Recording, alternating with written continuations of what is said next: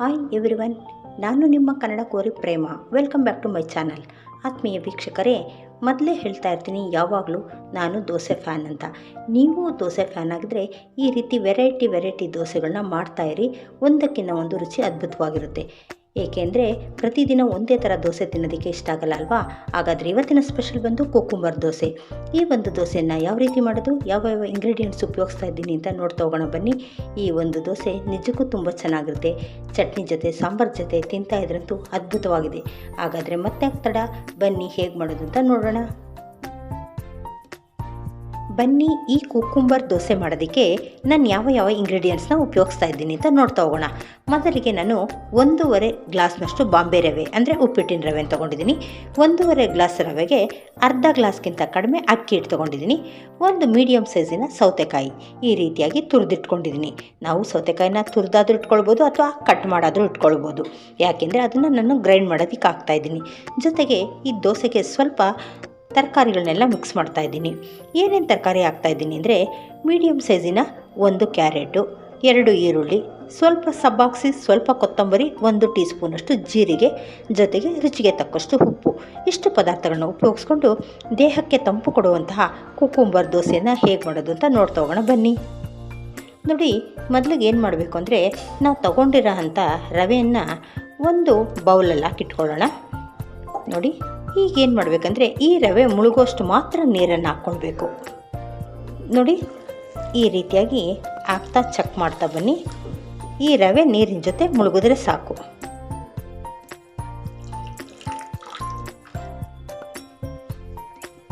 ನೋಡ್ತಾ ಇದ್ದೀರಲ್ಲ, ಕರೆಕ್ಟಾಗಿ ರವೆ ನೀರಿನ ಜೊತೆ ಮುಳುಗಿದೆ. ಇಷ್ಟಾದರೆ ಇದ್ರ ಮೇಲೆ ಒಂದು ಕ್ಯಾಪ್ ಕ್ಲೋಸ್ ಮಾಡಿ 10 ನಿಮಿಷಗಳ ಕಾಲ ರವೆ ನೆನ್ಕೊಳ್ಳೋಕೆ ಬಿಡಬೇಕು. ಆಮೇಲೆ ಇದನ್ನು ರುಬ್ಬೋಳೋಣ. ನೋಡಿ, ನಾವು ಹಾಕಿರೋ ನೀರೆಲ್ಲ ಚೆನ್ನಾಗಿ ಹೀರ್ಕೊಂಡಿದೆ, ಜೊತೆಗೆ ರವೆ ಕೂಡ ನೆಂದಿದೆ. ಈಗ ನಾವೇನು ಮಾಡಬೇಕಪ್ಪ ಅಂದರೆ, ನಾವು ಒಂದು ಮಿಕ್ಸಿ ಜಾರ್ ತೊಗೊಂಡು ಈ ರವೆನ ರುಬ್ಕೊಳ್ಬೇಕಾಗುತ್ತೆ. ನೋಡಿ, ರವೆ ಎಲ್ಲ ಜಾರಲ್ಲಿ ಸೇರಿಸ್ಕೊಳ್ಳೋಣ. ನೋಡಿ, ನೀರೆಲ್ಲ ಡ್ರೈ ಆಗಿದೆ, ರವೆನೂ ಚೆನ್ನಾಗಿ ನೆಂದಿದೆ. ಈ ರವೆ ಜೊತೆಗೆ ಇದನ್ನು ನಾನು 2 ಸಾರಿ ಹಾಕ್ಕೊಂಡು ರುಬ್ಕೋತೀನಿ.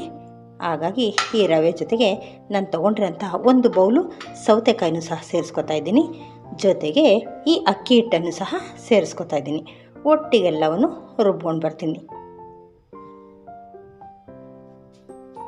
ನೋಡಿ, ನಾನು 2 ಬ್ಯಾಚಲ್ಲಿ ಹಿಟ್ಟನ್ನು ರುಬ್ಕೊಂಡು ಬಂದಿದ್ದೀನಿ. ಈಗ ನಾನು ತೊಗೊಂಡಿರೋಂಥ ತರಕಾರಿ ಎಲ್ಲ ಸೇರಿಸ್ತಾ ಇದ್ದೀನಿ. 1 ಸ್ಪೂನ್ ಜೀರಿಗೆ ಹಾಕ್ತಾಯಿದ್ದೀನಿ. ಜೊತೆಗೆ ಇಲ್ಲಿ ಕಟ್ ಮಾಡಿ ಇಟ್ಕೊಂಡಿರೋಂಥ ಎಲ್ಲ ತರಕಾರಿಗಳನ್ನು ಸೇರಿಸ್ತಾ ಇದ್ದೀನಿ. ಸಬ್ಬಾಕ್ಸಿ ಸೊಪ್ಪು, ಈರುಳ್ಳಿ, ಕ್ಯಾರೆಟು, ಕೊತ್ತಂಬರಿ, ಜೊತೆಗೆ ರುಚಿಗೆ ತಕ್ಕಷ್ಟು ಉಪ್ಪು ಎಲ್ಲವನ್ನು ಸೇರಿಸಿ ಒಳ್ಳೆಯದನ್ನು ಮಿಕ್ಸ್ ಕೊಟ್ಟು ತೆಳುವಾಗಿ ದೋಸೆ ಹಿಟ್ಟನ್ನು ಕಲಸಿಟ್ಕೊಡೋಣ.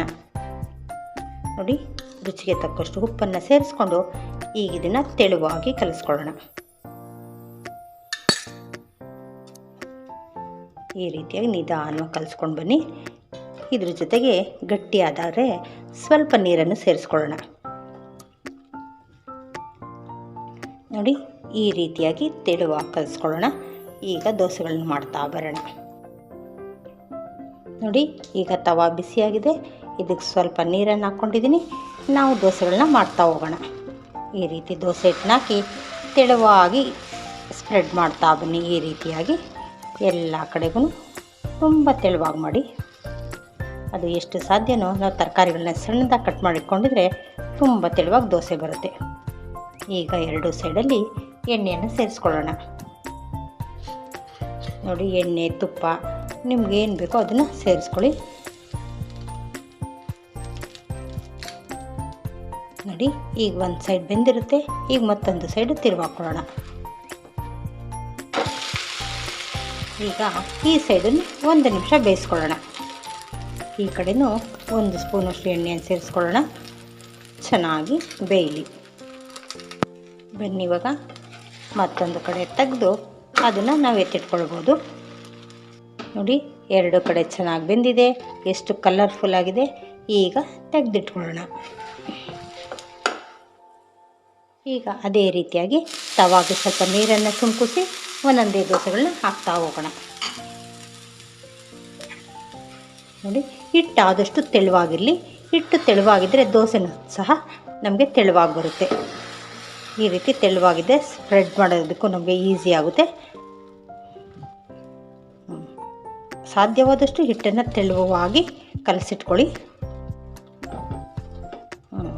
ಎಲ್ಲರ ಕಡೆಯೂ ಸಮನಾಗಿ ಹರಡ್ತಾ ಬನ್ನಿ. ಈಗ ಎರಡೂ ಸೈಡಲ್ಲಿ ಸ್ವಲ್ಪ ಎಣ್ಣೆನ ಅಪ್ಲೈ ಮಾಡೋಣ.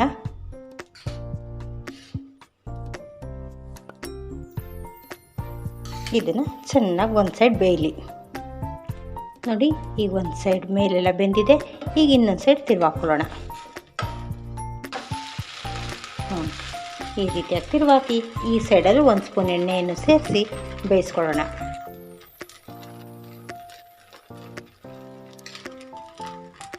ನೋಡಿ, ಈಗ ಈ ಸೈಡು ಬೆಂದಿದೆ. ಈಗ ಇದನ್ನು ತಿರುವಾಗಿ ಎತ್ತಿಟ್ಕೊಳ್ಳೋಣ.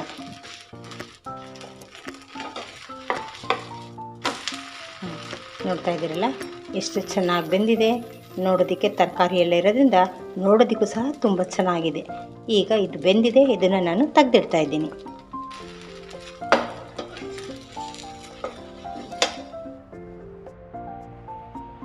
ನೋಡ್ತಾ ಇದ್ದೀರಲ್ಲ, ರುಚಿಕರವಾದಂತಹ ಸೌತೆಕಾಯಿ ದೋಸೆ ರೆಡಿಯಾಗಿದೆ. ಈ ಕುಕ್ಕುಂಬರ್ ದೋಸೆ ದೇಹಕ್ಕೂ ತಂಪು, ಜೊತೆಗೆ ತಿನ್ನೋದಕ್ಕೂ ರುಚಿಯಾಗಿರುತ್ತೆ. ಹಾಗಾಗಿ ಈ ಒಂದು ದೋಸೆನ ಸಾಂಬಾರ್ ಜೊತೆ, ಚಟ್ನಿ ಜೊತೆ ತಿಂದರೆ ತುಂಬ ಅದ್ಭುತವಾಗಿರುತ್ತೆ. ಹಾಗಾಗಿ ನಿಮ್ಮೆಲ್ಲರಿಗೂ ಈ ರೆಸಿಪಿ ಇಷ್ಟ ಆಗಿದ್ರೆ ಲೈಕ್, ಶೇರ್, ಸಬ್ಸ್ಕ್ರೈಬ್ ಮಾಡೋದನ್ನ ಮರಿಬೇಡಿ. Thank you.